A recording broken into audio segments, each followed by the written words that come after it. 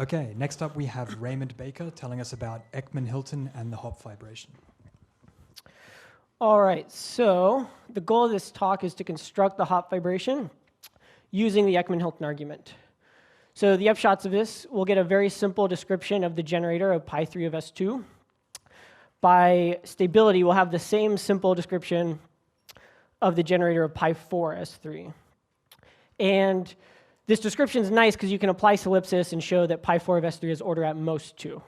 So you're halfway to a calculation of pi4 S3. Okay, so the plan for this, first we're going to construct a 3-loop in S2 called little EH. That immediately gives us our Hopf fibration. All right, then we're going to spend the rest of the talk, most of the talk, characterizing the fiber as S1. The key idea here is to generalize some ideas present in Krauss and von Rammer's path spaces of higher inductive types. Okay, so as a brief review of the Eckmann-Hilton argument, it states that for 2 loops, alpha and beta, we have an identification witnessing that alpha commutes with beta. All right, so I'm going to do a brief review of the construction of Eckmann-Hilton. As sort of a one-dimensional warm-up, if you take a pointed type X and you consider the family of based identity types, you can transport along a loop, which induces an automorphism of the loop space. Turns out this automorphism is just concatenating by P. Okay, so up one dimension, if you take a 2 loop, it induces a 2 automorphism. So this is a homotopy of the identity function to itself. So this is a homotopy. So for each loop, it has a component. For paths in the loop space, it has a naturality condition. In particular, for 2 loops, it has this naturality condition right here. That is Eckmann-Hilton.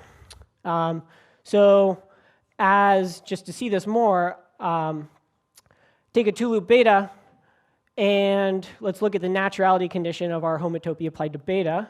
So the vertical maps here are the components of our homotopy. The horizontal maps, that's the image of beta under, well, the identity function. So of course, these horizontal maps are just beta. The vertical maps also turn out to be just alpha as well. It's fairly easy to prove, but you can see that basically as the type of witnessing alpha commutes with beta. And so you can essentially just add some coherence paths, and that's Eckmann-Hilton. This is going to be the same as the Eckmann-Hilton proof you write down. It's either that or the inverse. It's just a slightly different way of rephrasing it, maybe.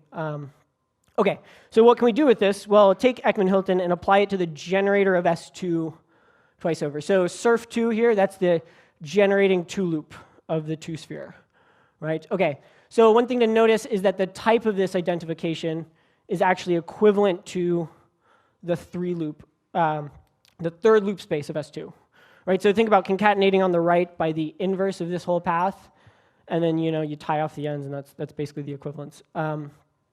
So you can define our little 3 loop by taking this big EH and passing it through that equivalence, and that is the 3 loop EH. Okay, and that's how you define the Hopf fibration in this context. Okay, so our Hopf fibration has a really nice description. It sends the generator of S3 to little EH. Okay, so now that we have our Hopf fibration, we have to do a bit more work. Most of the work actually is characterizing the fiber of this, right? We need to show it's S1. So to do that, I'm going to introduce a universal property. This kind of is similar when you're dealing with just loop spaces. It's easier to give a universal property for the family of identity types than it is to give a universal property for the loop space. So I'm going to give a universal property for the family of fibers and then go from there. But basically, the heuristic, what we're going to end up with is we're going to see that the fiber of a map is kind of like the loop space of its codomain with some extra identifications freely imposed by the map. So, okay, let's maybe make this more precise. So we're working with a map H from A to B. It induces a family of fibers. That's a type family living over B. If you precompose with H, you get a type family living over A. This family always comes equipped with a section, right? And this is called a lift of H to the family of fibers, right? Okay. So that kind of inspires the following definition of a wild category. So the objects are going to be type families living over B, equipped with lifts. So you precompose with H, and then you take a section. That's what a lift, all right? And then maps in this wild category are families of maps that preserve the lift.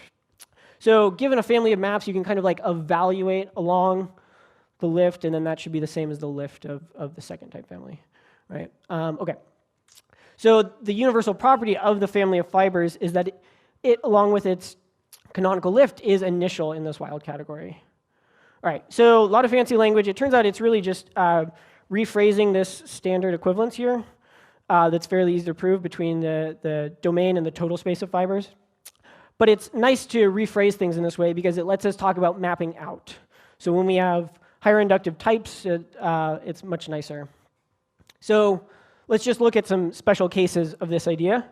First off, if you let your domain be the unit type, well, you basically just get your family of base identifications back, right?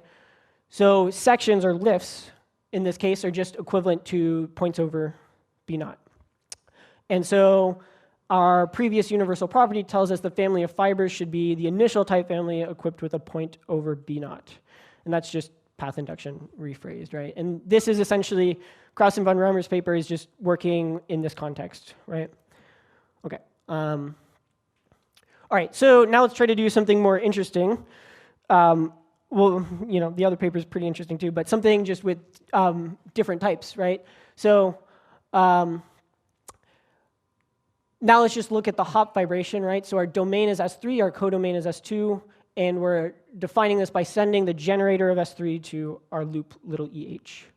So based on, you know, our previous universal property, the fiber of Hopf should be the initial type family over S2, equipped with a point. I'm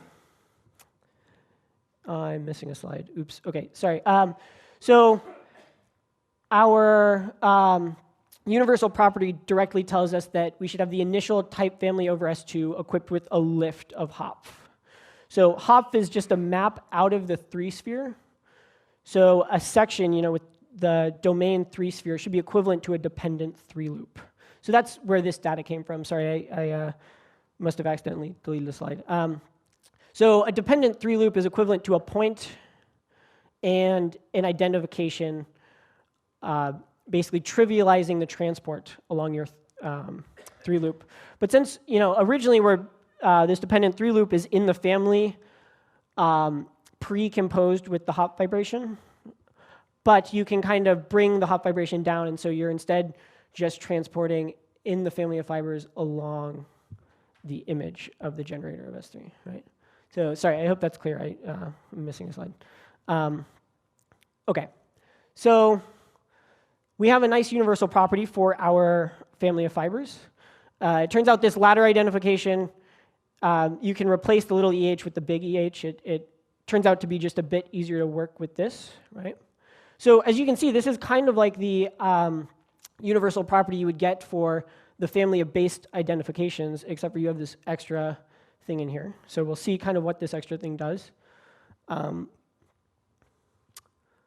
yeah, so this is just replacing the identification. So this is a nice, this might not seem like a nice universal property. There's not too much we can do with it.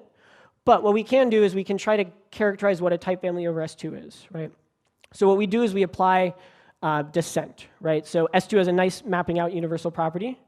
So a family over S2 should be equivalent to the choice of a type X corresponding to the value over the base point, and a 2 automorphism, or a homotopy of the identity function, corresponding to transporting along the 2-loop.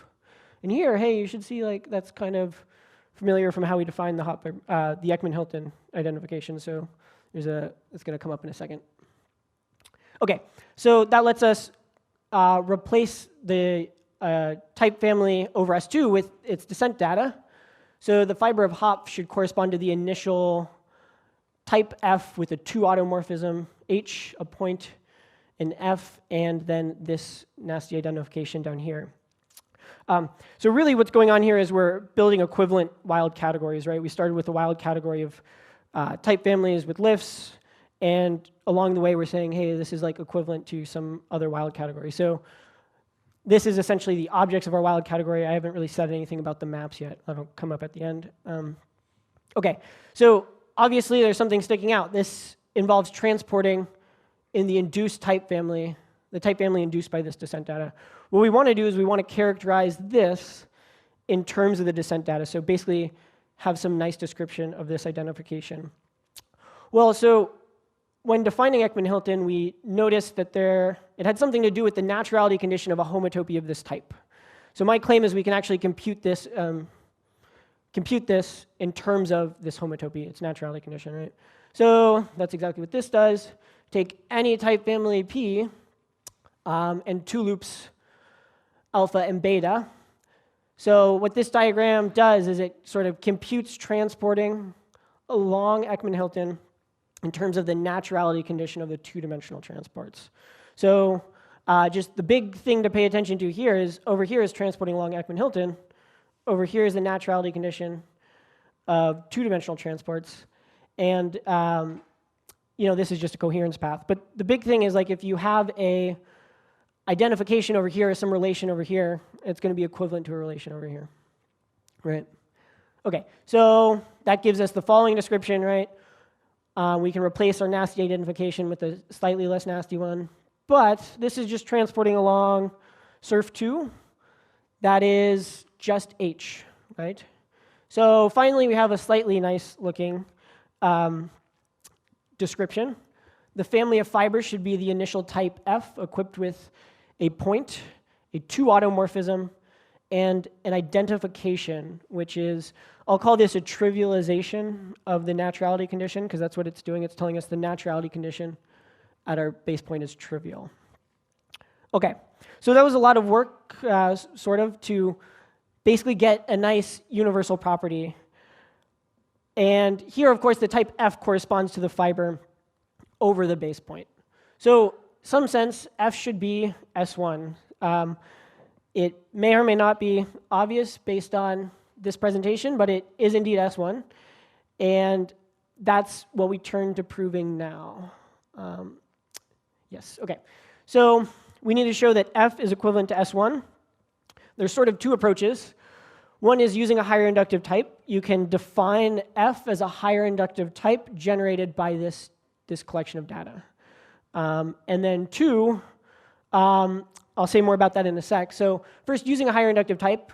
If you're working in cubical agda, that sounds great, right? And in fact, so Tom Jack wrote a quick proof of this. He asked me to say not to, the proof is it was written very quickly, so don't blame him if it's messy.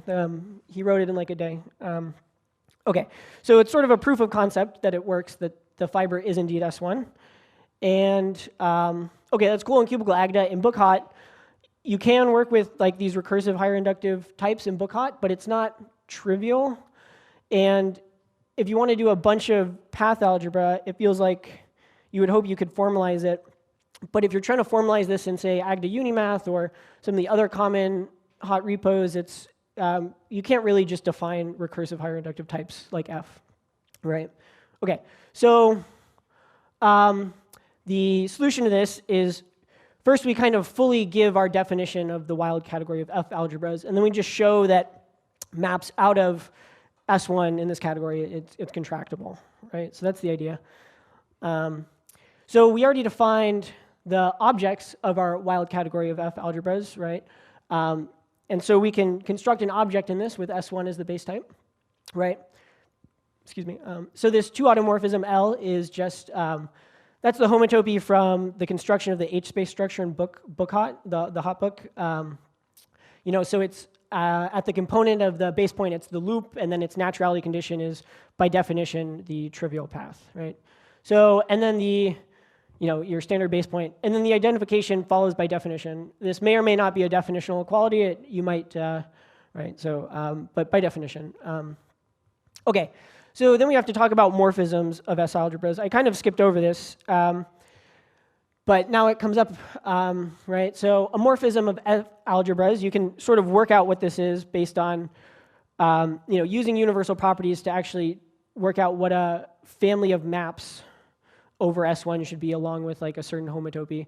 And so this corresponds to a map from S1 to the other base type X, some homotopy witnessing that the two homotopies in your F algebra structure correspond to each other, something that shows the base point is preserved, and then a kind of scary path that says, that witnesses that your trivialization is preserved.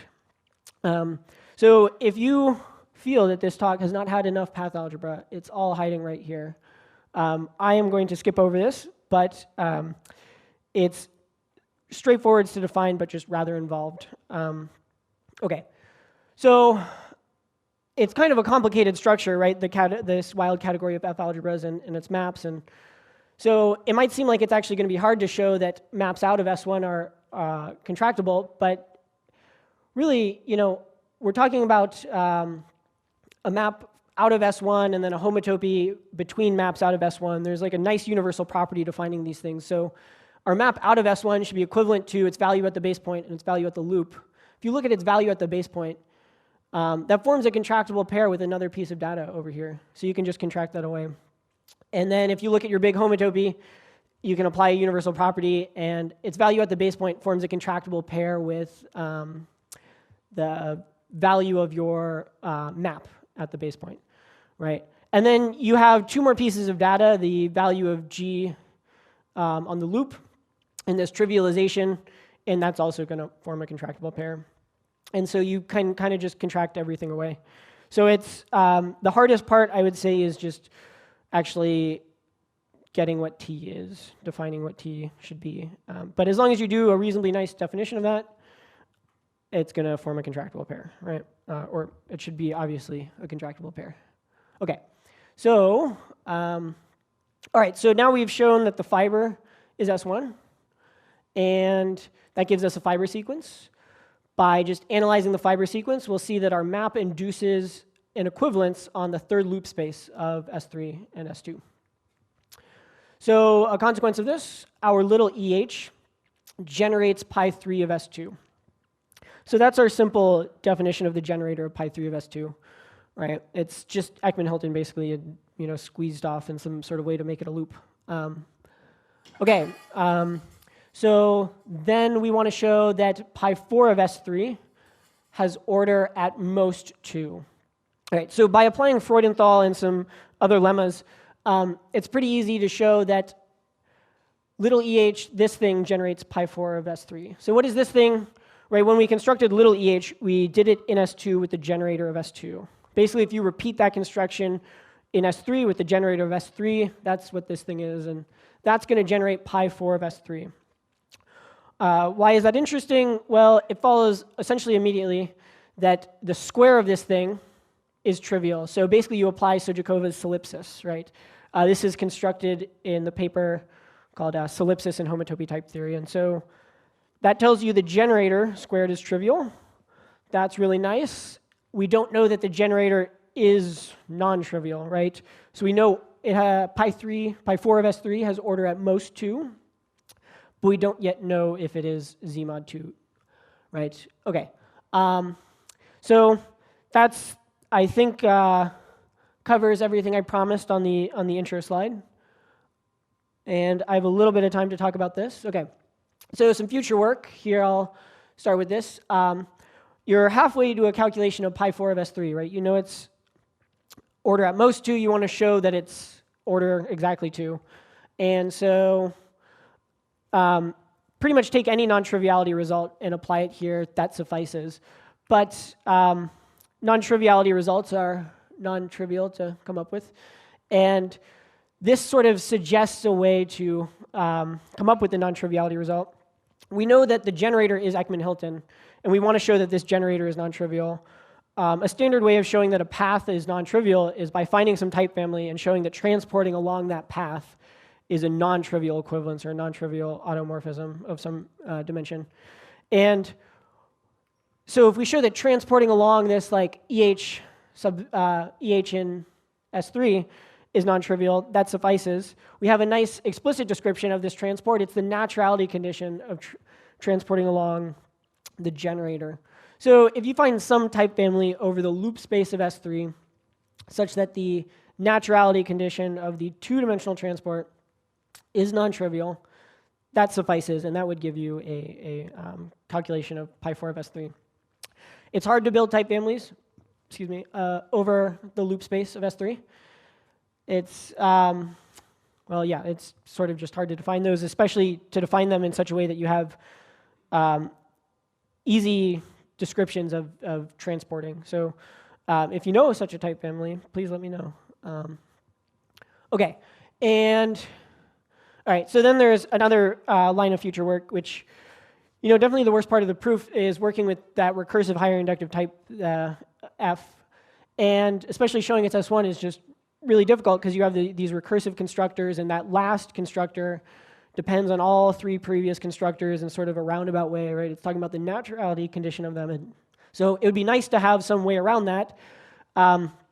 This is kind of a familiar problem, right? So when you're trying to characterize loop spaces, oftentimes you end up with a recursive higher inductive type or something like that. And so in the case of suspensions, the James construction can kind of be seen as unrecursifying this higher inductive type. And David Warren has something called the zigzag construction, which does this in the case of pushouts with loop spaces. It takes the universal property for loop spaces and unrecursifies it. So it would be nice to have sort of a version of these constructions for general fibers, kind of using this universal property. And then there's higher Hopf vibrations. Sojikova constructed the E4 coherence, which should give rise to the next Hopf vibration. And you might be able to apply ideas from this to those cases. I think a key thing in adapting that will be using this idea that the n-dimensional coherence corresponds to the n-dimensional, n-1 dimensional naturality condition of an n-automorphism. So that's what we did with Eckmann-Hilton, right? We took the one naturality condition of a two automorphism, and that gave us Eckmann-Hilton, which is the E2 coherence. And so this is not precise, though. So that's definitely open for thinking about. Okay. All right. Thank you.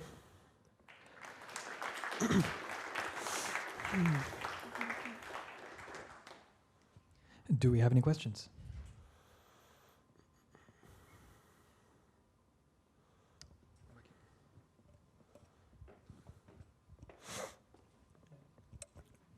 So about the non-triviality of pi4 S3, another way to prove that it's non-trivial would be to look at in order to show that a certain map is non-trivial, would be to analyze the cofiber of that map. And have you thought about that? What that would look like? So you're talking about analyzing maybe the cofiber of the unit of the suspension? Yeah, or the supposed unit.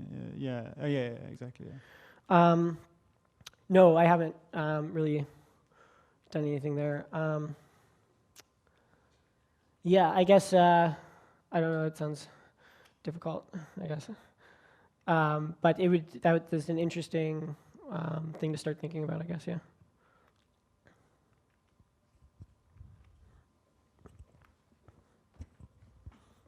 So it's an online question from Ali. He's asking, have you formalized this fully yet? No, not fully. So parts that have been formalized have a little link at the bottom that say like CAG to Unimath. So the universal property of the fiber has been formalized. The computing Eckmann-Hilton, transporting along Eckmann-Hilton in an arbitrary type family has been formalized. I think that's about it. Okay, and then also the short question. Can you briefly comment on how this compares to like the construction of the Hopf vibration that was done by Brunnery in his PhD thesis? Yeah, is it the same one in the Hopf book? Similar? I don't know. Okay, I think it is the, because I think he wrote that section in the Hopf book, maybe. Right. It's the one that uses the H-space construction. Yes. For. Okay, yeah. So I wish I had a better answer. It's not right. It's not exactly clear from this that like how this has to do with even H-spaces. But so one thing to notice is the H-space structure of S1 does show up here, right, in the two automorphism, and actually also here as well, right? So this is part of the H-space structure, and we're requiring that it's trivial. That actually has to do with the fact that S1 has a unique H-space structure, right? That the only H-space structure you can choose has a trivial naturality condition. So that's really the only surface level connection I can give. I have been trying to like relate this to other, constructions of the Hopf vibration, but it's I don't have like a great theory to give you. Sorry. Okay. Yeah, it would be interesting to check out the precise connection. Yeah. Yeah, it certainly would. I think it would help generalize it to higher dimensions too. So I think that would be very helpful. Okay. Thanks. Yep. All right. Any more questions? Any quick ones? Okay, I think it's time to move on. So let's thank Raymond again.